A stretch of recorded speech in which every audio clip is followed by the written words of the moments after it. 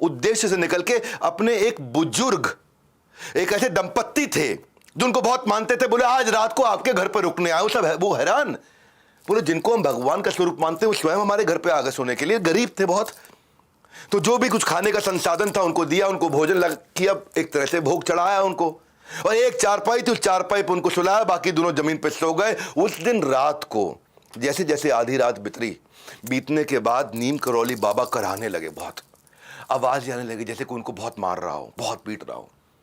अब वो सोए हुए थे, बुजुर्ग दंपत्ति ने उनको उठाना भी ठीक नहीं समझा और खुद वो सो नहीं पाए क्योंकि वो कराह रहे थे, इतना उनको दर्द हो रहा था, बहुत बहुत बहुत तेज दर्द हो रहा था, हिल रहे थे, कांप रहे थे, वो दर्द उनको देख रहे थे।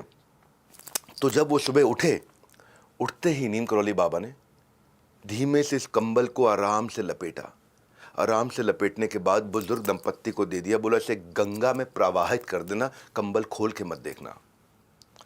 ये बड़े हैरान हो गए दोनों, कंबल को प्रवाहित कर दें, खोल के ना देखे। कंबल जैसे ही उठाया, कंबल बहुत भारी, ऐसा लगा जैसे इसमें लोहा भरा पड़ा है, बहुत भारी कंबल। बहरहाल उन्होंने गुरुदेव की आज्ञा, कंबल नहीं खोला, जाकर के प्रवाहित किया। अजीब सा लगा कंबल प्रवाहित करते वक्त। कुछ दिन के बाद उसी दंपत्ति का बेटा बांग्लादेश से वॉर के बाद लौटा, जो कि ब्रिटिश फौज में एक सैनिक था और दूसरे विश्व युद्ध में उस समय बर्मा फ्रंट पर तैनात था ब्रिटिश आर्मी की तरफ से। लड़ाई की स्थिति पूछने पर पता चला कि दुश्मन उस रात को, और ये वही रात थी जिस दिन बाबा नीम करौली के घर आए थे, पूरे दुश्मन की फौज ने उसको घेर लिया और सबको घेर लिया। वहां कुछ थोड़े से सैनिक बचे थे और लगातार रात भर गोलियां मारते रहे, सारे सैनिक मर गए, इसको एक भी गोली नहीं लगी। मेरे बोलते बोलते रोंगटे खड़े हो रहे हैं, इसको एक भी गोली नहीं लगी। पूरी रात गोलियां चलती रही, सब मर गए, इसको एक गोली नहीं लगी। दरअसल ये वही रात थी जिस दिन नीम करौली बाबा उस दिन रात को वो सारी गोलियां खाते रहे उस बेटे के। तब जाकर उनको समझ में आया, जब प्रवाहित करी थी और जो लोहे की आवाज़ अंदर से आ रही थी, उसमें वो सारी की सारी गोलियां थी जो बेटे को नहीं लगी। बाबा की झोली ने समेट ली सारी की सारी गोली। इसलिए आज भी कैंची धाम स्थित मंदिर के अंदर बाबा को सारे के सारे भक्त लोग जाकर के बड़े हृदय से कंबल चढ़ाते हैं, और आज जो उस धाम पर कंबल चढ़ाता है बाबा, उसका बल कभी कम नहीं होने देते, उसका बल बढ़ता चला जाता है। बाबा ने कई भविष्यवाणियां करी।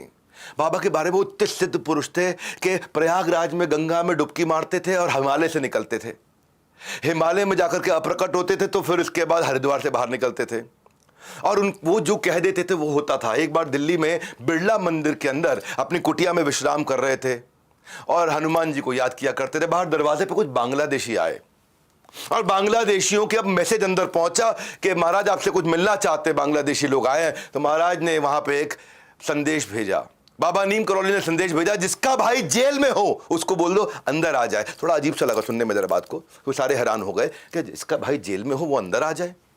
अच्छा, किसी को पता ही नहीं इनमें से किसका भाई जेल में है।